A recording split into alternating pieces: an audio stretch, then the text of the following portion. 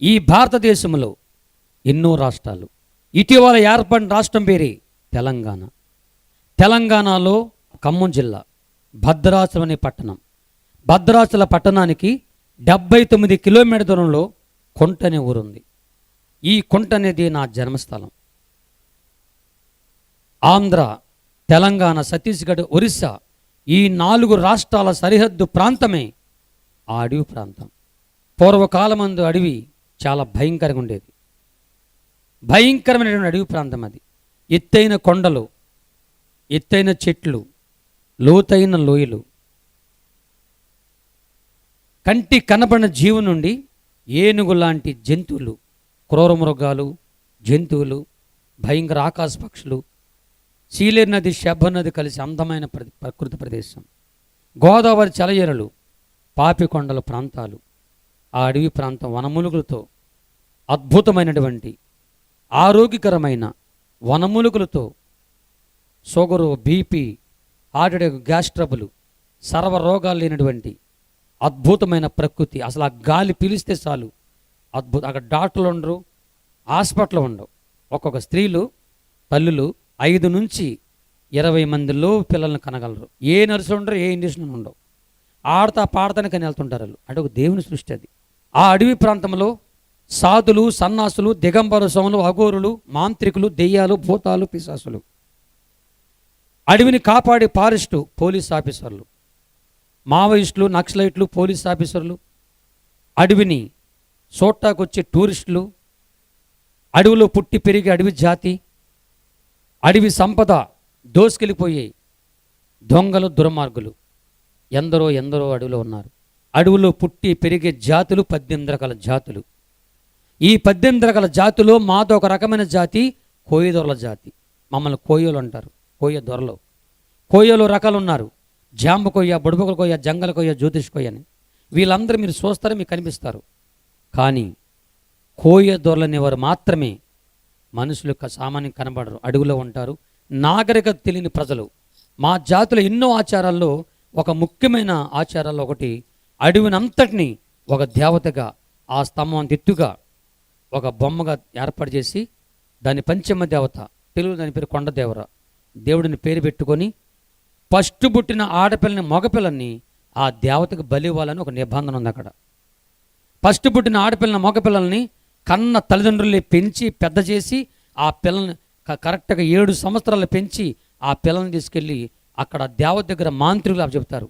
ఆ మాంత్రికులు ఆ పిల్లల్ని తీసుకొచ్చి ఒక చెక్క మీద బొక్కబారలుగా పొడుగబెట్టి ఒక మాంత్రికుడు వచ్చి వాడి బలమైన పాదంతో ఆ పసిబిడ్డ యొక్క నడు మీద కాలేసి అటు ఇటు కథం లేకుండా గట్టిగా తొక్కుతూ ఉంటాడు. ఇంకొకడు వస్తాడు, తాడు తీసుకొచ్చి ఆ పసిబిడ్డల యొక్క కాళ్ళను, 2 పాదాలని గట్టిగా కట్టివేసేసి ఒక చెట్టు కొమ్మ ఉంటుందన్నమాట. ఆ కొమ్మ దగ్గర దాని మీద రెడీగా ఉంటాడు. ఇంకొకడు వస్తాడు, ఒక కత్తి తీసుకొస్తాడు. కత్తి, మన కత్తులు, రాతి కత్తులు చాలా ప్రమాదకరమని ఆ కత్తులు తీసుకొచ్చి ఆ పసిబిడ్డ యొక్క మెడ మీద పెట్టి బలంగా నరగ్గానే మెడ తెగి తలక ఎగిరి ఆ దేవత పాదరి పడిపోద్ది అన్నమాట. దేవత పాదరి పడిపోద్ది అంటే అలా ఫిక్స్ చేస్తారు. ఇలా నరికితే ఏళ్ళాడ పడిపోద్ది. అయితే ఆ ప్రాంతంలో నుంచి అతి భయంకరమైన ప్రదేశం, చాలా భయంకరంగా ఉంటుంది అక్కడ. ఈ లోపల ఆ పసిబిడ్డ మీద వేసినటువంటి పాదాన్ని తీసేస్తారు. తీసేయగానే వెంటనే ఆ తాడు లాగుతూ ఉంటారు పైకి. ఆ లాగుతున్నప్పుడు 2 పాదాలు పైకి వెళ్తుండగా 2 పాదాలు వెళ్తుంటే తలకాయ లేని ఆ మెడ అలాగే పైకి వెళ్ళిపోతూ ఉంటుంది. ఈ దృశ్యాన్ని పిల్లల కన్న తల్లిదండ్రులు చూసి చాలా ఆనందంగా సంతోషపడుతూ మా బిడ్డని దేవుడు తీసుకున్నాడని వాళ్ళు పరిగెత్తుకుంటా డ్యాన్స్ చేస్తూ వస్తారు. అప్పటికే ఆ పసిబిడ్డ యొక్క శరీరము అలాగ పైకి లెగిసిపోయి ఆ మెడకాయ, తెగిపోయినటువంటి మెడకాయలోంచి కారుతున్న రక్తాన్ని కన్న తల్లిదండ్రులే, తమ బిడ్డల కన్న తల్లిదండ్రులే ఆనందంగా సంతోషంగా చూస్తూ కన్న బిడ్డ యొక్క మెడ నుంచి తెగినటువంటి ఆ మెడ నుంచి కారుతున్న రక్తాన్ని దోషులతో పట్టుకొని మోకానికి రాసేసుకొని కన్న బిడ్డల రక్తాన్ని తాగి కుర్రని వెళ్ళిపోతుంటారు. అట్టి జాతుల నుంచి యేసయ్య మమ్మల్ని రక్షించాడు. దేవునికి స్తోత్రం కలుగునుగాక. ఆ ప్రాంతంలోనే మా అమ్మ నాన్నకు 6 సంతానం. మా అమ్మ నాన్నకు 6 సంతానం అయితే నాకు 3 అన్నలు 2 అక్కలు. నేను లాస్ట్ మా అమ్మ కడుపులో ఉన్నాను. నా ఫస్ట్ అన్నని, మా అమ్మ నాన్నకు పుట్టిన ప్రథమ సంతానం ఫస్ట్ కొడుకుని, నా ఫస్ట్ అన్నని అట్టాగే ఆ దేవతకు బలి చేశారంట. మా నాన్న పేరు ఆంబోతే కన్నా చాలా భయంకర మాంత్రికుడు. మాంత్రిక విద్యలో మా నాన్న ఆరుతీలినాడు. 100 మంది మాంత్రికులను తయారు చేసినవాడు. ఆంబో తెంకనంటే ఆంధ్ర, ఏపీ, తెలంగాణ కొన్ని ప్రాంతాల్లో తెలియని వారు లేరు. ఎందుకంటే 100 మంది మాంత్రికుల్ని తయారు చేసినవాడు ఆయన. మా అమ్మ నాన్నకు 6 సంతానంలో ప్రథమ ఫలమైన మా అన్నని చంపేశారు. ఇక నాకు 2 అన్నలు 2 అక్కలు. నేను లాస్ట్ వాడిని. మా అమ్మ కడుపులో ఉన్నాను. మా అమ్మ అడవి మనిషి. ఆడ కూతురికి చెప్పుకోలేని ఒక ఇంతైన జబ్బుతో మా అమ్మ బాధపడుతున్న ఆ రోజుల్లో ఆ అడవిలో జీవిస్తున్నప్పుడు ఆ అడవిలోకి కొంతమంది మిషనరీలు, పాస్టగారులు, పాస్టమ్మలు ఒక 20 మంది కలిసి, భార్యాభర్తలు కలిసి అడవుల్లో ఉన్న అడవి భాష నేర్చుకొని, మా కోయోల భాష నేర్చుకొని అడవిలో సువార్త యాత్ర చేస్తూ ఒక్క అడవి మనిషినైనా ప్రభు కొరకు రక్షించాలని ఒక తీర్మానం, ఒక సమర్పణ కలిగిన వారై వాళ్ళ అడవిలో ప్రవేశించి సువార్త ప్రకటిస్తుండగా, దేవుని సువార్త ప్రకటిస్తుండగానే ఆ అడవిలో, భద్రాసన అడవుల్లో మనుషుల్ని, దేవుని నమ్ముకున్న వాళ్ళని బతకనివ్వరు అసలు. ఎందుకంటే యథార్థవాది లోకానికి విరోధి. మంచి చెప్పేవాళ్ళు ఎవరు పనిచేయరు. చెడు చెప్పేవాళ్ళు, కొంపలు ముంచేవాళ్ళు ఆలైతే పనిచేస్తారు, కానీ మంచి చెప్పేవాళ్ళు పనిచేయరు కదా. చేతబడులు, ఈ కాసుమరాలు మానేసేసి ప్రకృతి అంతా చక్కగుంచుకోండి, ఈ నరబలిని మానేయమని, దేవుడు నమ్ముకోమని వాళ్ళు సువార్త చేస్తుంటే చాలామందిని చంపేశారు అడవి మనుషులే. ఒక రోజున మా అమ్మ కళ్ళ ముందే, మా అమ్మ చూస్తుండగానే ఒక పాస్టర్ గారు, పాస్టమ్మ గారిని మా అమ్మ కళ్ళ ముందే వారు గొంతులు కోసేశారు. గొంతులు కోసినప్పుడు మా అమ్మ అలా చూస్తూ వాళ్ళని అడుగుతూ ఉంది, వాతింకురు జలాతంకురు మసీ మంకడిని దేపుకరించారు వాతింకురే, ఎందుకు మీరు వాళ్ళని అట్లా కోసేశారు, నరికేశారు అని అడిగితే, మన దేవుని కాకుండా వాళ్ళ ఏరే దేవుని చెప్తున్నారు అని చెప్పి వెళ్ళిపోయారు. సరే మా అమ్మ వాళ్ళ గొంతులు కొయ్యబడి, ఆ పాస్టర్ గారు, పాస్టమ్మ గొంతులు కొయ్యబడి కొనూపురు చచ్చిపోతున్న టైంలో మా అమ్మ వాళ్ళకి అలా జాలిగా చూస్తుండగా ఆ చచ్చిపోతున్నటువంటి పాస్టర్ గారు, పాస్టమ్మకు ఒక ఆశ కలిగింది. ప్రాణం పోయే ముందు ఒక్క క్షణమైన ఈ అడవి మనిషికి, అమ్మాయికి యేసే గురించి చెప్పాలని మా అమ్మని పిలుస్తున్నారు. మస్కోట వర్రా జాంజే కురుకురై రమ్మని అడుగుతున్నారు. మా అమ్మ వచ్చి ఏంటని అడుగుతుంది. వెంటనే ఆ పాస్టర్ గారు, పాస్టమ్ గారు ఓపిక తెచ్చుకొని, యేసే దేవుడు, యేసు నమ్ముకో, నీ జీవితం బాగుపడదని మా అమ్మ చెప్తుండగానే వెంటనే మా అమ్మకి ఆ ముందు ఆశ్చర్యమే, తర్వాత నవ్వు వచ్చి పెచ్చోళ్ళలాగున్నది. ఇప్పుడే మా వాళ్ళు మిమ్మల్ని నరికేశారు, మీ దేవుడు గొప్ప దేవుడు అన్నందుకే వాళ్ళు నరికేశారు, ఎందుకు అలా చెప్తున్నారు? నిజంగా మీ దేవుడు గొప్పోడైతే నా కళ్ళ ముందే కొయ్యబడిన మీ గొంతులు అతికిపోవాలి, స్వస్థ పొందాలి, మీరు బాగుపడితే నేను నమ్ముతా మీ దేవుని అంటుండగానే యేసయ్య మా అమ్మకు ప్రత్యక్షమైపోయాడు. దేవునికి స్తోత్రం. యేసయ్య చేతి మధ్యలోంచి గాయం, యేసు రక్తము ఆ పాస్టర్ గారు, పాస్టమ్మ గొంతు పడుతుండగా వెంటనే ఆ గొంతులు పూడుకుపోయి స్వస్థ పొంది వారు లేచి నుంచొని మా అమ్మకు యేసయ్య గురించి చెప్పడం ప్రారంభించారు. నా తల్లికి ఆశ్చర్యమైపోయి యేసయ్యను చూసింది, ప్రభు సువార్త వింది, వినుడి ద్వారా విశ్వాసం కలిగింది కనుక యేసయ్య మాటలు మా అమ్మ విని ప్రభు నమ్ముకొని యేసే గొప్ప దేవుడు నమ్మి బారు మనసు పొంది బాప్తిసం పొంది 3,50,000 మంది మా కోయ జాతులు తొలిసారిగా నా తల్లి యేసయ్య నమ్ముకొని బాప్తిసం పొంది క్రైస్తవురాలుగా మార్చబడింది. 3,50,000 మందిలో తొలిసారిగా యేసు నమ్మి క్రైస్తవులుగా ప్రథమ ఫలంగా మొట్టమొదటిసారిగా అడవిలో క్రైస్తవులుగా మార్చబడింది మా అమ్మ ఒక్కటే. దేవుని స్తోత్రం. ఎంత ఘోర పాపినైనా ప్రేమతో క్షమించును, మంచివారి దాపు చేరి మేలు కలుగజేయును. ఎంత ఘోర పాపినైనా ప్రేమతో క్షమించును, మంచివారి దాపు చేరి మేలు కలుగజేయును. దారి ఏది కానలేని దీనులైన వారిపై, దారి ఏది కానలేని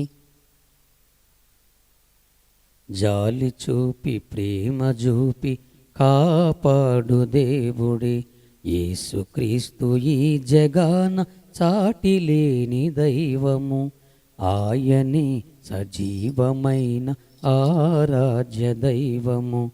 యేసుక్రీస్తు ఈ జగాన సాటి లేని దైవము. యేసుక్రీస్తు వారు నా తల్లి జీవితాన్ని మార్చివేశాడు. అడవిలో 3,50,000 మంది మా కోయ జాతిలో మొట్టమొట్ట క్రైస్తురాలు నా తల్లి. ప్రభు నమ్ముకుంది. ఆ మసల పేరు కోటమ్మ. ప్రభు నమ్ముకున్న తర్వాత మరియమ్మగా మార్చారంట అక్కడ పాస్టమ్ గారు. సరే, నా తల్లి ప్రభు నమ్ముకున్న తర్వాత కొంతకాలమైన తర్వాత మా అమ్మ యేసు ప్రభు నమ్ముకుందని తెలుసుకున్న నా తండ్రి మా బంధువులు కలిసి మా అమ్మను తీసుకెళ్ళి నిండు గర్భిణి, ఇక ప్రసవించే గడియలు, నిండు గర్భిణి, నేను మా అమ్మ గర్భిణి ఉన్నా కదా, నిండు గర్భిణి తెలిసి కూడా యేసు ప్రభు ఆ దేవుడు నమ్ముకొని మన జాతికి కలంకం తీసుకొచ్చావు నువ్వు. మన దేవుడు కోపం వచ్చి మన జాతిని మొత్తాన్ని మింగేస్తాడు. నీ వల్ల మన జాతి నశించకపోవడం మాకు ఇష్టం లేదు. నిన్ను చిత్రహింసలు చంపేస్తే అప్పుడు మన దేవుడికి మన మీద ప్రేమ కలిగిద్దని, కోపం తగ్గిద్దని నిండు గర్భిణి అయిన మా అమ్మని చెట్టు కట్టేసేసి కొన్ని వస్త్రాలు తీసివేసి యేసు ప్రభు నమ్ముకున్నందుకు మా కోయ జాతి ఆచార ప్రకారముగా, యేసు ప్రభు నమ్ముకున్నందుకు మా కోయ జాతి ఆచార ప్రకారంగా నా తల్లిని పట్టుకొని చాలా దెబ్బలు కొడుతూ, నా తండ్రి అయితే సువ్వ కాల్చి, ఇనప సువ్వలు కాల్చి వాతలు పెట్టి శరీరం మీద, కొంతమంది స్త్రీలు చెట్ల ములు తీసుకొచ్చి మా అమ్మ కాళ్ళు గోరులను, చేతి గోరులు ఆ గోరుల్లోకి పంపించి వాటిని బలంగా పైకి లేపేసి గోరులు పీకేసి వాటిలో నిప్పంటించి ఎన్నెన్నో చిత్రం చెప్పారంట. మా అమ్మ ప్రాణం ఎంత అల్లాడిపోయి ఉండదు. ఇవన్నీ నా తండ్రి మా బంధువులు ప్రభు నమ్ముకున్న తర్వాత ఎన్నో విషయాలు చెప్పారు నాకు. మా అమ్మ అంట ఆ రోజున, ప్రభువా నేను చచ్చిపోతున్నాను, ఒక ఎబిసారిగా, ఒక మోసగత్తిగా రక్షణ పొందలేదనగా నేను సావట్లా, నీ కొరకే చనిపోతున్నాను, నీ కొరకు అత్సాక్షి అయిపోతున్నాను, ఒక రోగిగా సావట్లేను నేను, నీ కొరకు నాకెంతో సంతోషం ఉంది. నా సావు నా జాతి మీదకి శాపంగా తేవద్దు, నా సావు నా జాతి మీదకి రక్షణ కలిగించు. నా కడుపులో ఉన్నది ఆడపిల్లన మగపిల్ల అయినా, అజ్ఞానం పుడుతున్న ఈ బిడ్డ, అడవిలో పుడుతున్న ఈ బిడ్డ రాబోయే కాలంలో క్రీస్తు నక్షత్రంలాగా ఈ ప్రపంచమంతా వాడుకోమని నేను నా తల్లి కడుపులో ఉండగానే మా అమ్మ నా కోసం ప్రార్థన చేస్తూ, వాళ్ళు కొట్టిన దెబ్బలు తట్టుకోలేక అదే టైంలో కానుపు సమయం ఆసనమై గడిలొచ్చి వాళ్ళు కొట్టిన దెబ్బలు తట్టుకోలేక ప్రసవించి గడియల్లో నిత్య నరకం భరించి నన్ను ప్రసవించి కని తన 2 చేతులతో పట్టుకొని తన కల్లారు చూసుకొని, ప్రభువా ఈ బిడ్డ నీ బిడ్డ, నీ సాక్షిగా వాడుకోమని నా కోసం ప్రార్థన చేసి నన్ను ప్రసవించి కని వెంటనే మా అమ్మ చచ్చిపోయింది. నేను పుట్టగా నా తల్లి చచ్చిపోయింది. నా తల్లి ఎలాగుంటుందో నాకు తెలియదు. కన్న తల్లి దగ్గర పొందుకోవాల్సిన ఎలాంటి ప్రేమ ఉండాలో నాకు తెలియదు. మీరందరూ చాలా అదృష్టవంతులు. మీ అమ్మ ఒడిలో మీరు వాడుకున్నారు. పుట్టగానే అమ్మ చచ్చిపోయింది. ప్రభువుని నమ్ముకొని 10 సంవత్సరాల క్రితం మా నాన్న చచ్చిపోయాడు. నాకు అమ్మ నిద్ర లేరు, తల్లిదండ్రులు లేనివాడిని. మీరు చాలా అదృష్టవంతులు. మీ అమ్మ నాన్న మీ తల్లి ఒడిలో ఆడుకున్నారు. లాలిపాట జోలపాట ప్రేముద్దులు తిన్నారు, పాలు తాగారు. అలాంటి అదృష్టం ఏది నాకు లేదు. తల్లి లేని లోటేంటో నాకు బాగా తెలుసు. ఇంత వయసు వచ్చిన అమ్మ లేని లోటేంటో నాకు ఇప్పటికి తెలుసు. నాకు ఆ లోటు అది పోడ్చలేంది. ఇలాంటి పరిశుద్ధులైన పెద్దయ్య గారు చాలాసార్లు నాకు ఎంతోమంది చెప్పారు, గురవప్ప నువ్వు బాధపడకు, నీ తల్లి శరీరం మాత్రమే చనిపోయి ఆత్మ ప్రభు దగ్గరికి వెళ్ళిపోయింది, నీ కోసం విజ్ఞాపన చేస్తుంటుంది, ప్రార్థన చేస్తుంటుంది ప్రభు దగ్గర. నువ్వు సావక ముందు ప్రభు 2 రాకడ వస్తే యేసుతో కలిసి మీ తల్లి రావడం నువ్వు చూస్తావు. ఒకవేళ నువ్వే ముందెళ్ళిపోతావని కలుసుకుంటావు, నువ్వేం భయపడకు. ఆ మాటలు నాకు ఎంతో ఆధారపనిచ్చాయి. 26 సంవత్సరాలుగా దేశవ్యాప్తంగా నేను తిరుగుతున్నప్పుడు, నేను ఏ ఊరు వెళ్ళినా ఏ ప్రాంతం వెళ్ళినా ఆడవాళ్ళు స్త్రీలు కనబడితే అమ్మ, చెల్లెమ్మ, అక్క, ఆత్మీయ బిడ్డలాగా నేను పిలుస్తుంటాను. అలా పిలుస్తున్నప్పుడు మగవాళ్ళను కూడా నేను ఎవరిని పిలిచినా నాన్న, అన్న, తమ్ముడా అని పిలుస్తా. ఎందుకంటే అలా పిలుస్తున్నప్పుడు మా నాన్నని మా అమ్మని నేను పిలుస్తున్నట్లుగా నాకు అనిపిస్తుంది. రాష్ట్రంలో దేశంలో నా కొరకు ఒక్క శరీరంగా ఒక తల్లి చనిపోయింది. కానీ మీలాంటి తల్లులు నాకు లక్షల మంది నా కోసం ప్రార్థన చేసే వాళ్ళ అందరిలో ఉన్నారు. ఈ రోజు నుంచి మీరు కూడా నా కోసం ప్రార్థన చేస్తారు నాకు తెలుసు. ఎప్పుడైతే నా తల్లి చచ్చిపోయిందో ఆ కార్యక్రమాలు జరిగించి ఆ పసిగుట్టుగా ఉండగా నన్ను నా తండ్రి ఆంబోతం కన్నా నన్ను తీసుకొని మా కుల పెద్దలకు తీసుకెళ్ళి నన్ను ఒక జంతువుగా మార్చేస్తున్నారు, విష మనిషిగా. దానికి కారణం భద్రాచలం అడవుల్లో ఆనాటికి ఈనాటికి ఇప్పుడు కూడా ఆడవాళ్ళు కనపడితే చాలు, టూరిస్టులుగా వచ్చి అడవిలో చూసి ఆడవాళ్ళని కానీ, అడవిలో పుట్టి పెరిగి ఆడవాళ్ళని కానీ, ఆడవాళ్ళని చూస్తే చాలు ఎంతకైనా తెగించి ఆడ మనిషిని దారుణంగా పాడు చేసి చంపేసి ఒక కామ పిశాసులాంటి ఒక మొగమురుగాలు ఆ భద్రాచలం అడవిలో ఉన్నారు. ఎందుకు మా ఆడవాళ్ళని చంపేస్తున్నారు మీరు? మేము ఏం తప్పు చేసామని మా మగవాళ్ళు యుద్ధానికి వెళ్ళేవారు. మా దగ్గర కర్రలు కత్తులు చిన్ని చిన్ని ఆయుధాలు ఉండి యుద్ధానికి వెళ్తాకి. కానీ అవతల దగ్గర అతి భయంకర తుపాకుల బాంబులు ఉండి ఎప్పుడు మా వాళ్ళ యుద్ధానికి వెళ్ళిన అవతలలో ఏం చేసేవారంటే తుపాకుల బాంబులు ప్రయోగించడం వలన మా కులస్తులు మగవాళ్ళ యుద్ధానికి వెళ్ళి కొందరు వాడిపోయి చనిపోయి వస్తూ ఉండేవారు. పోలీసులను కూడా సంప్రదించారు. ఎప్పుడు అటాక్ అవుతారో తెలియదు కాబట్టి మీరు కూడా మీ జాతిని కాపాడుకోవటానికి మీ ప్లాన్ మీరు చేయమని వారు మాకు సలహా ఇచ్చారు. అప్పుడు మా అడవిలో ఉన్న మా జాతికి ఒక ఆలోచన వచ్చింది. అడవి మనుషుల్ని, మన పిల్లల్ని ఒక మనిషిని జంతువుగా మార్చి ఆ జంతువుని మన ఆడవాళ్ళని కాపాడుకుని ఒక అడవి కాపరగా ఆడవాళ్ళని రక్షించుకుని ఒక జంతువుగా మనం మారుద్దామని పిల్లలు కలిగిన తల్లిదండ్రుల్ని అడిగారు, మీ పిల్లల్ని ఏమని. అవసరమైతే దేవతలకు బలిస్తున్నారు తప్ప జంతువుగా మార్చడానికి ఒప్పుకోలేదు. అలాంటి టైంలో నేను పుట్టాను, మా అమ్మ చనిపోయింది.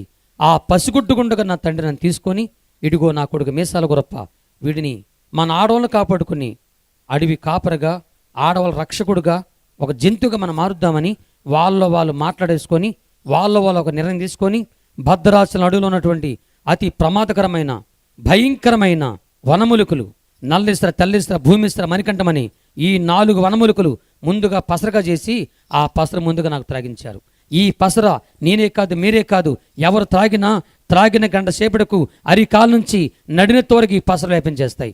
ఆ తర్వాత ఎంత చచ్చిపోయి మందులు తాగినా ఆ మనిషి చావడు. పసరల శక్తి మనిషి శరీరంలో ఎంతకాలం పనిచేస్తే అంతకాలం మనిషి బతికే ఉంటాడు.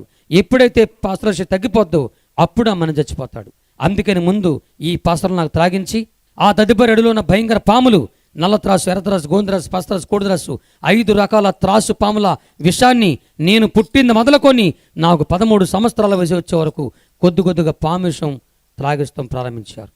ఈ చేతిలో ఒక పాత్ర, ఈ చేతిలో పాత్ర పెట్టేవాళ్ళు. ఒక పాత్రలో ఆహారం ఉండేది, తినే ఆహారం ఉండేది, ఒక పాత్రలో నీళ్ళు ఉండేవి.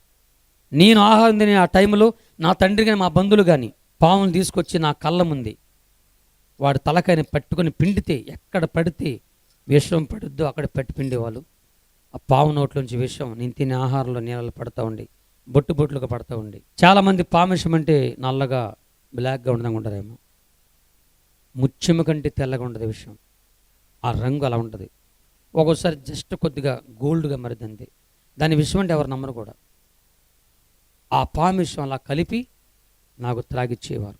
నేను పుట్టిన మొదలుకొని నాకు 13 సంవత్సరాలు ఆ ప్రకారంగా నాకు విషయం తగ్గించారు. ఉల్లం దశ పూర్తిగా మారిపోయింది, ప్రమాదకర మనిషిగా మారిపోయాను. నా గోర్లు, నా శరీరము, నా జుట్టు ఇక్కడి నుంచి ఇక్కడ దాకా వచ్చి భయంకరమైన మనిషిగా మారిపోయాను. ఆడవాళ్ళని కాపాడుకునే ఒక నా జాబు కాబట్టి దానికి సంబంధించిన ట్రైనింగ్లు నాకు ఇస్తూ ఉండేవారు. ఊహ తెలిసిన కాడి నుంచి నేను భూమి మీద నడిచేవాడిని కాదు, చెట్ల మీదే నా ప్రయాణం. నా ఇల్లు కూడా చెట్ల మీదే ఉంది. అక్కడ చెట్ల మీద ఇల్లు కట్టుకుంటారు కొంతమంది. ఒక చెట్టు మీద 4-5 కుటుంబాలు ఇల్లు కట్టుకుంటారు. నేనున్న చెట్టు మీద నా ఒక్కడిల్లే, ఇంకొక ఇల్లు ఉండదు. ఉంటే వాళ్ళు ఉండరు కాబట్టి ఆ యొక్క చెట్ల మీద ఇల్లు కట్టుకొని ఆ చెట్ల మీద ప్రయాణం చేస్తూ ఉండేవాడిని.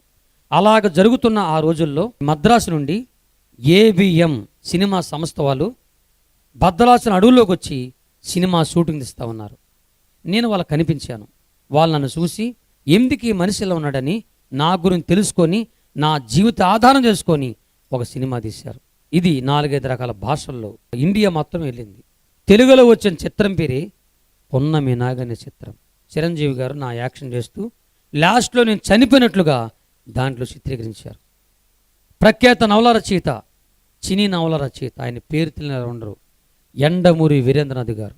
కాశ్మోరా, తులసిదలమని 2 నవలు రాశాడు ఆయన. దాంట్లో ఆయన మా నాన్న అంబూతంకన మా గూడుపోలు చేసే మంత్రాలు తంత్రాలు అవి రాస్తూ నా గురించి రాసుకొస్తూ ఈ మనిషి చనిపోయి ఉండొచ్చు అని రాశారు. పుస్తకాల్లో నన్ను చంపేశారు, సినిమాలో నన్ను చంపేశారు. నా కన్న తల్లి ప్రార్థన ఆలకించి యేసయ్య నన్ను బ్రతికించి ప్రాణంతో ఉంచి సజీవుడిగా ఉంచి ఈ రాత్రి మీ ముందు సజీవుడిగా నిలబెట్టినాడు. దేవుని స్తోత్రం.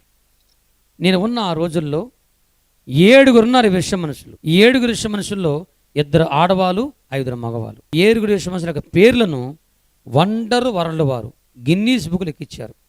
నా పేరు కూడా ఉంది, మీసాల గురప్పని, గిన్నీస్ బుక్లో. 7 విష మనుషుల్లో 6 చచ్చిపోయారు. నన్ను ఒక్కడిని యేసయ్య బ్రతికించి సజీవుడిగా ఉంచి ఈ రాత్రి ప్రభు నన్ను ప్రపంచమంతా ప్రభు వాడుకుంటున్నాడు. దేవునికి స్తోత్రం. ఎవరైనా ఆడవాళ్ళని అక్కడ అడవులు పాడు చేస్తుంటే ఆ దృశ్యం మా నాన్న ఆంబూతంగా నా గూడుపోలుగా చూస్తే వెంటనే నేను చెట్ల మీద ఉండేవాడిని, భూమి మీద నడిచేవాడిని కాదు. నన్ను పిలిచేవారు, చిక్కమింగడ, మీసాల గురప్ప, వర్రా వర్రా వర్రా, జాంజే కురుకురాయ్ నడిచేవారు. నేను ఏ దిక్కు నుంచి ఆ శబ్దం వస్తుందో విని ఆ చెట్ల నుంచే పరిగెత్తేవాడిని, కిందకు వచ్చేవాడిని. చెట్ల నుంచి కోతులకు ఎగురుకుంటా, అబ్బా కుర్రబ్బా జాంతనబ్బా కుర్రబ్బా లాభదేబ్బా కుర్రని ఎగురుకుంటా ఎక్కడి నుంచి ఆ శబ్దం వస్తుందో ఆ చెట్టు మీదకి వచ్చేవాడిని. ఆ చెట్టు మీద ఉన్న నేను ఆ చెట్టు మీద ఉండి అలాగే నిలబడేవాడిని. కింద చెట్టు కింద ఆడవాళ్ళని, కొంతమంది దుర్మార్గులు వాళ్ళ చేతుల్లో ఆడవాళ్ళు నలిగిపోతూ భయంకరంగా కేకలేస్తుంటే ఆ దృశ్యం చూసి నేను నా విషపు శరీరం పొంగిపోయి ఇప్పుడు వెళ్ళి నా జాబ్ ఏంటంటే వెళ్ళి వాళ్ళతో యుద్ధం చేసి వాళ్ళని గిల్లి కరిచేసి మా ఆడవాళ్ళని కాపాడుకోవాలి. నేను గిల్లి కరిచేసి వాళ్ళని చంపేసేంత అమాయకులు, చిన్న పిల్ల కాదు ఆ దొంగలో. 6 అడుగుల మనుషులు, కండబలం, గుండె బలం, ఆయుధ బలం కలిగిన వారు. 6 అడుగుల మనుషులు, కండబలం. సరిగ్గా గుద్దితే 3 మనుషులు అమ్మా అని అనరు, చచ్చిపోతారు. గుండె బలం, యుద్ధం ప్రారంభమైతే వీళ్ళను చావాలి, వాళ్ళను చావాలి, సావకుండా యుద్ధం ఆగదు. ఆయుధ బలం అంటే వాళ్ళ బొడ్డు చుట్టూ సంచులుండే, వాటిలో తుపాకులు, బాంబులుండే. జాలి, దయ, కరుణ లేని వారు, చిన్నపిల్లని, పెద్దలని, ఆడపిల్లని, మగవాళ్ళని ఎవరని కూడా జాలి, దయ, కరుణ లేని కసాయిల చేతిలో మా ఆడపిల్లలు నలిగిపోతూ బాధపడుతూ ఏడుస్తుంటే సహించలేకపోయేవాడిని. ఇప్పుడు వెళ్ళి యుద్ధం చేయాలి. యుద్ధం చేసేటప్పుడు కూడా నాకు ఒక ట్రైనింగ్ ఇచ్చారు. అప్పటికే నా వయసు 13 సంవత్సరాలు. పుట్టిన దగ్గర నుంచి 13 సంవత్సరాల వయసు వచ్చే వరకు నాకు స్నానం అంటే ఏంటో తెలియదండి. నా శరీరానికి స్నానం లేదు, నా జుట్టు ఇక్కడ నుంచి ఇక్కడ ఉండేది, నా జుట్టుకి స్నానం లేదు, నేను బ్రష్ కూడా ఇప్పుడు చేయలే. ఆ రోజుల్లో నేను ఇక్కడుంటే అదిగో వెనక్కి కూర్చున్నారే అన్నలో అంత లెక్క దుర్వాసన వచ్చేది నా నుండి. ఆనాడు దుర్వాసనుడిని యేసయ్య నాలోకి వచ్చాడు, నా జీవితమే పరిమళ వాసనగా మార్చివేశాడు. దేవుని స్తోత్రం. యేసును కలిగిన వారి జీవితాలు పరిమళ వాసన. ఒక్కరోజు స్నానం చేయకపోతే వాళ్ళ శరీరం వాళ్ళకి అంత కమ్మనవాసన వస్తే 13 సంవత్సరాలు స్నానం వేలే నేను ఎంత కమ్మనవాసన వచ్చేవాడు. నా జుట్టుతో ఒక టైప్ వాసన, నా శరీరంతో ఒక టైప్ వాసన, నా నోరు ఒక టైప్ వాసన. అలాగ నేను చెట్టు మీదకి రాగానే నా శరీర దుర్వాసన ఈ కిందన దొంగలకు వచ్చేది. ఆ వాసన వాళ్ళకు వచ్చేసి ఏం చచ్చింది, ఇప్పుడు దాకా బాగానే ఉంది, అప్పా అని వాళ్ళు అనుకుంటున్న టైంలో నేను ఆ చెట్టు మీద నుంచి గిరగిర తిరుగుతూ వాళ్ళ మీద పడిపోయేవాడిని. దూరంగా ఉన్నప్పుడే అంత వాసన ఉన్న నేను వాళ్ళ మధ్య దూకాన్ని నా నోట్లోంచి ఒక రకమైన శబ్దం వచ్చేది, అని ఒక రకమైన కోయి శబ్దం. నా నోట్లో వాసన వాళ్ళ ముక్కులకి వెళ్ళిపోయి మా ఆడోళ్ళని వదిలేసి ఒక బొమ్మలాగా మొత్తు పెడితే అలాగైపోతారు, అట్టా గుండెలు అంతే. వెంటనే మా ఆడోళ్ళని తోసేసేవాడిని. అక్కడ మా నాన్నగారు ఎవరో ఉంటే వాళ్ళు తీసుకెళ్ళిపోయేవారు. అక్కడున్న నేను క్షణము కూడా ఆలస్యం చేయకుండా స్పీడ్గా తిరుగుతుండేవాడిని. అలా తిరుగుతుండగానే నాతో పాటు నా జుట్టు కూడా తిరుగుతూ ఉండేది. నా జుట్టు వెళ్ళి వాళ్ళ ముక్కులకి లేదేమో శరీర వాసన ఒకవైపు, నోరి వాసన ఒకవైపు, జుట్టు వాసన ఒకవైపు. నా యుద్ధం పేరి వాసన యుద్ధం, బ్యాడ్ స్మెల్ మ్యాన్. ఆ వాసన తట్టుకోలేక అలాగే ఉండేసరికి నాకు అది చాలు. ఆ క్షణంలో స్పీడ్గా తిరుగుతూ నా చేతి గోర్లు మన బ్లేడ్లాగా ఉండి తీసుకెళ్ళి అలా వేసేవాడిని అంతే.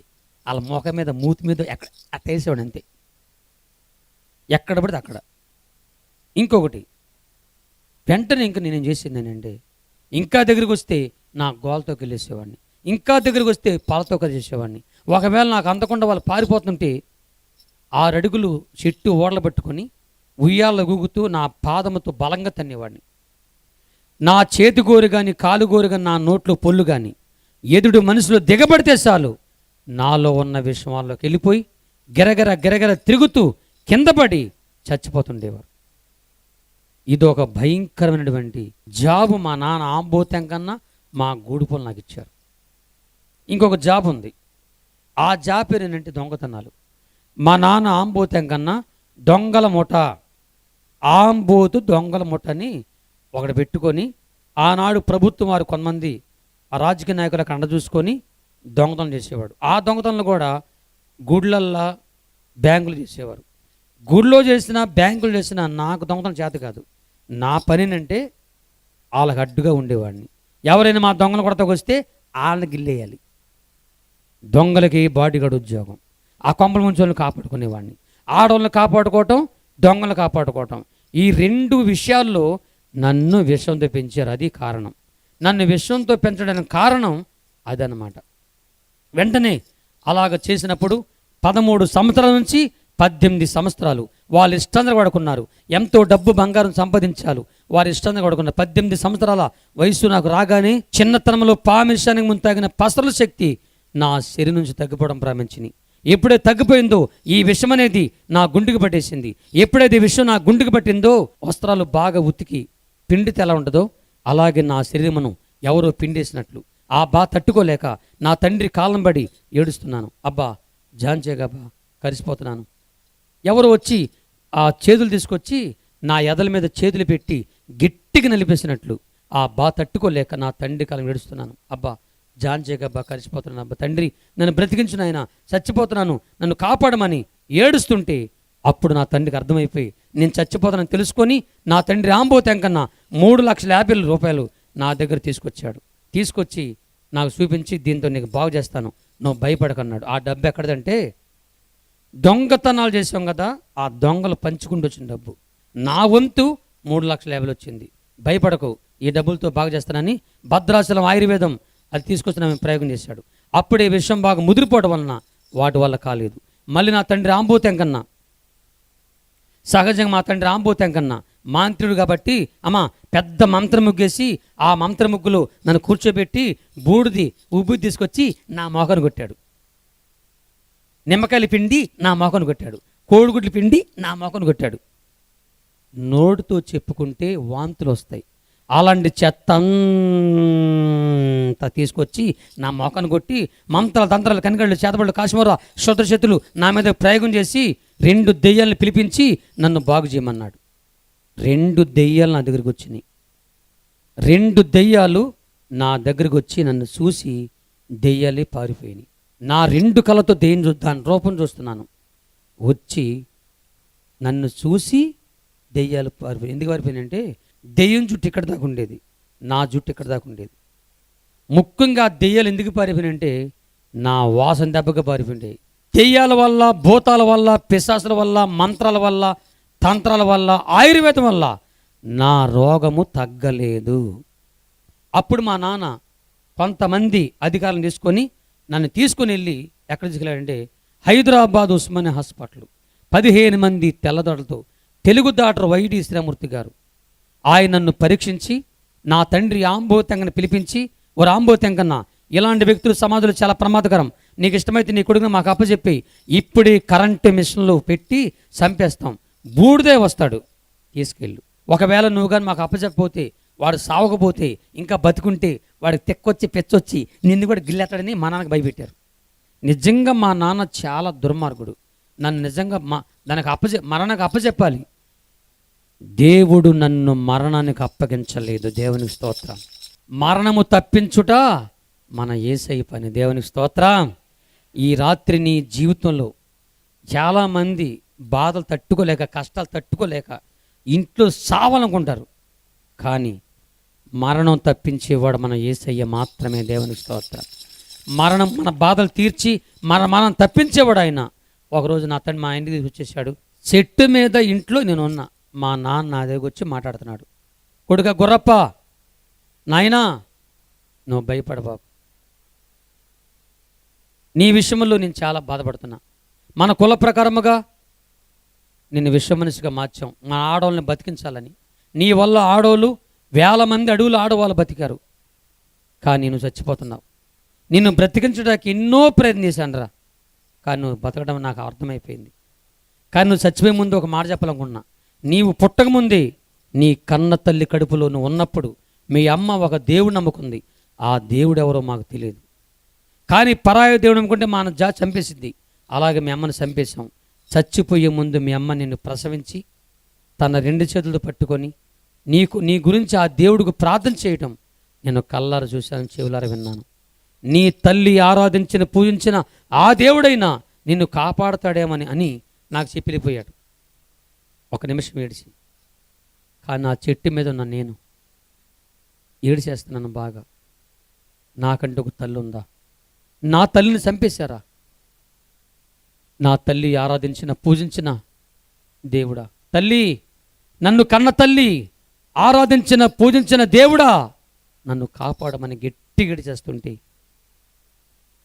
30 సంవత్సరాల క్రితం జరిగిన యథార్థమైన సంఘటన ఇది. ప్రపంచంలో భారతదేశంలో తెలంగాణ, ఆంధ్ర, ఒరిస్సా, ఛత్తీస్గఢ్ ఈ 4 రాష్ట్రాల సరిహద్దు ప్రాంతమైన కొంట పక్కమటి సీలేరు నది, శబర్ నది కలిసి ఆ చుట్టుపక్కల ప్రాంతాల కుక్కుడ ఏరియాలో మనుషులు చూడని పట్టించుకొనని ఒక మానవ మృగమైన నన్ను నా కన్న తల్లి ప్రార్థన ప్రభు ఆలకించి పరలోకమందున్న దేవుడు నన్ను చూశాడు. మన దేవుడు చూసే దేవుడు. ఈ రాత్రి నిన్ను కూడా ప్రభు చూస్తున్నాడు. నీ జీవితాన్ని చూస్తున్నాడు. నన్ను చూసి మనుషులు వస్తే చంపేస్తానని కొత్త మనిషి కనబడితే బతకనే ఉన్నాను. పాస్టర్ గారు వచ్చి గొర్రప్ప ఏసైనా ఒక నాకేం తెలిసిద్ది ఎలిగిలేత్తనమాట వాళ్ళని. అందుకని మనుషులతో చంపేస్తానని సాక్షాత్తుగా దేవుడు ఈ జంతువుని మార్చి ఆయన సేవ కొరకై లక్షల కోట్ల ఆత్మలను సంపాదించుకోవాలని, ఈ దీనుడి ద్వారా ఆయన మహింపరుచుకోవాలని, ఈ సాక్ష్యం ద్వారా ఆయన మహిం పొందాలని పరలోకమందున దేవుడు పరలోకమందునటువంటి దేవదూతని నా కొరకు అడవుల్లోకి పంపించాడు. దేవుని స్తోత్రం. నేనున్న ఆ చెట్టు అంతెత్తుగా దేవదూత తెల్లని వెలుగులు ప్రత్యక్షమై తేజోవంతమైన మోకం. అలాంటి మోకాన్ని ఇప్పుడు చూడలేను నేను. అంతకుముందు చూసిన మోకాలు గిలిన మోకాలు, నేను చూసిన మోకాలు దరిద్ర మోకాలు నా మోకంతో పట్టుగా. కానీ ఆ మోకం అబ్బబ్బబ్బ దగదగ మెరిసిపోతుంది. నేనైతే ఆ చెట్ల మీద ఎగిరేటప్పుడు నేను పెద్ద హీరో అనుకునేవాడిని. కానీ ఆ చెట్ల మీద ఎగిరేటప్పుడు ఈ చెట్టుకి ఆ చెట్టుకి ఆధారం చేసుకుని ఎగిరేవాడిని.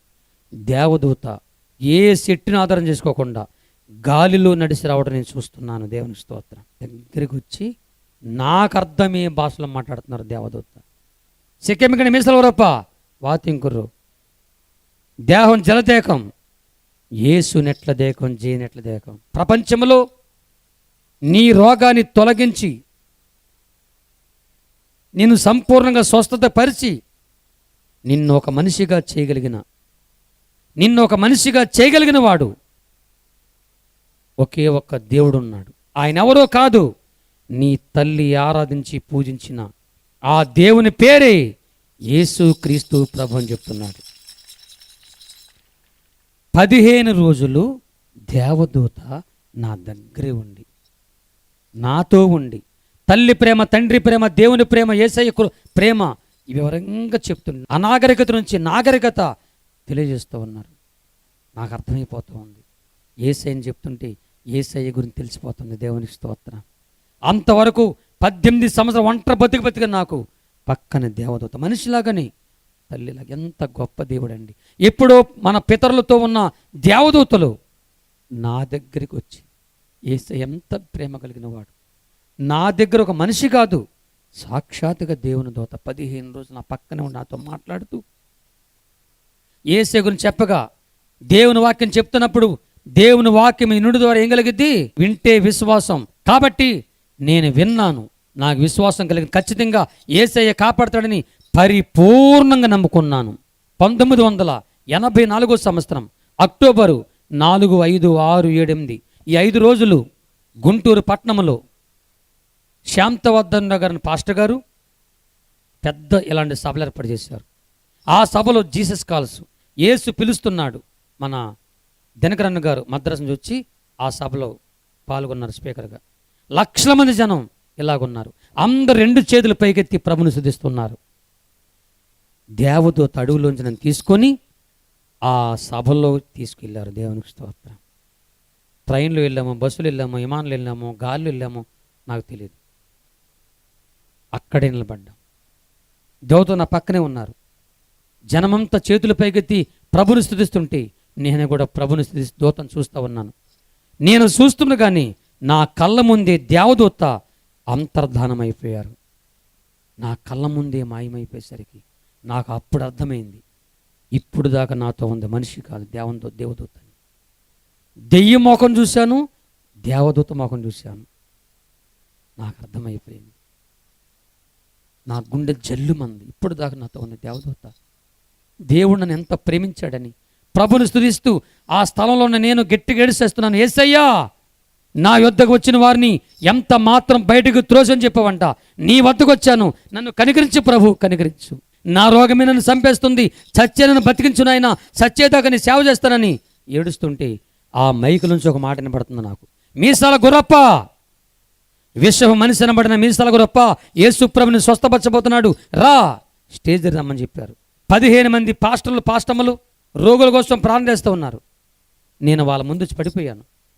నేను చెప్తున్నాను, అరుస్తున్నాను, కానీ నా భాషలకు అర్థం కాలేదు. కానీ వాళ్ళకు ఒకటి అర్థమవుతుంది, నేను చచ్చిపోతున్నానని. 15 మంది అమ్మగారులు, అయ్యగారులు నా వాసన పట్టించుకోవాలా, నా సిడి దూరసన పట్టించుకోలేదు.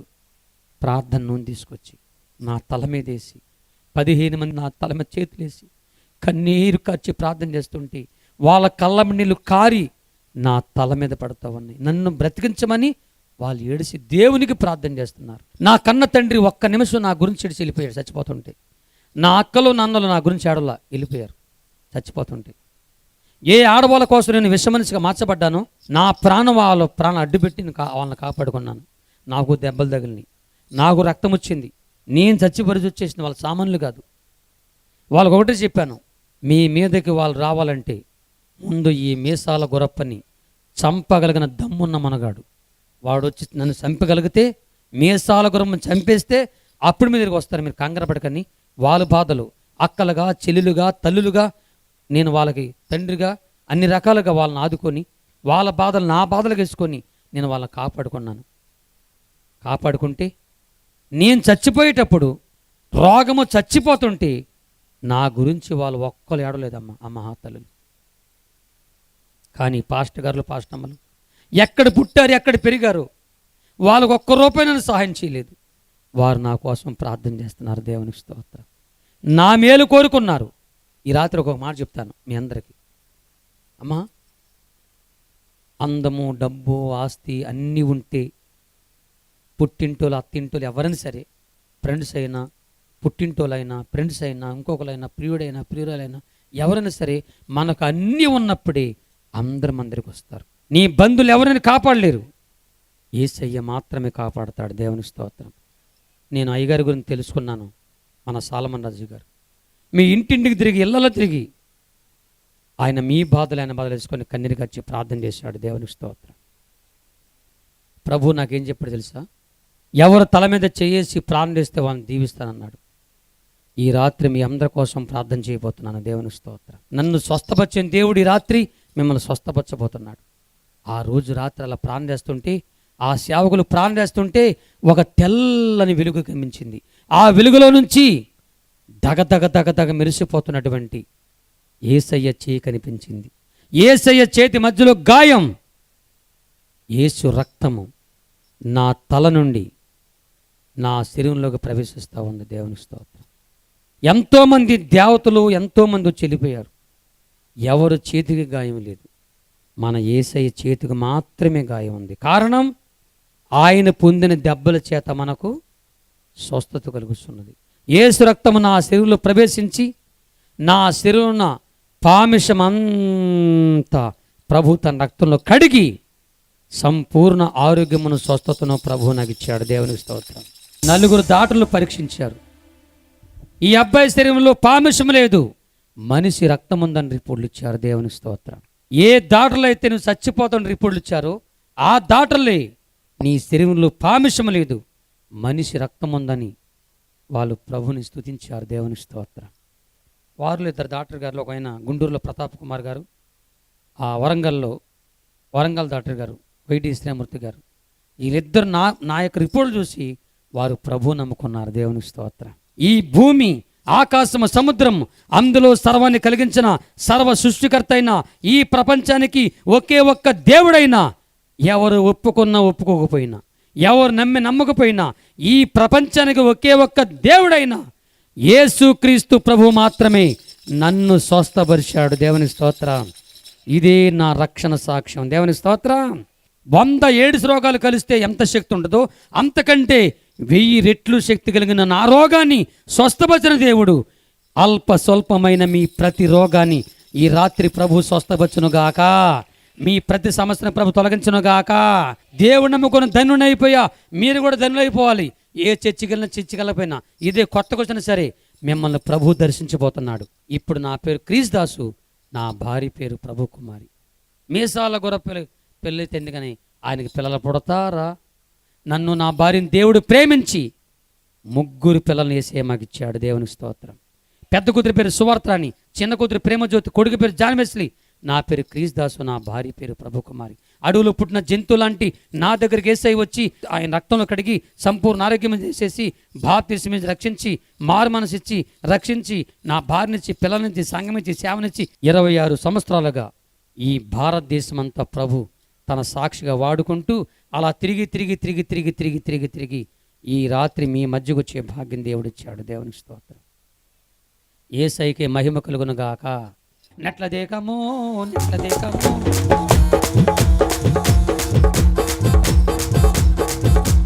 ఆమేన్.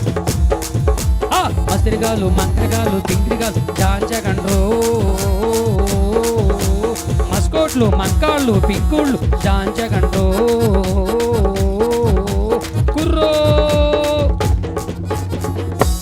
కోయా రే కోయ్ కోయ్ కోయ हमारे संदमामा कोया रे कोई कोई कोया हमारे संदमामा कोई कोई कोई कोई आनंदी कोई कोई कोई कोई कोई कोई कोई कोई हैजलका हैजका हैजलका हैजका हैजलका हैजका टिंगर टिंगर टिंगर कोई हे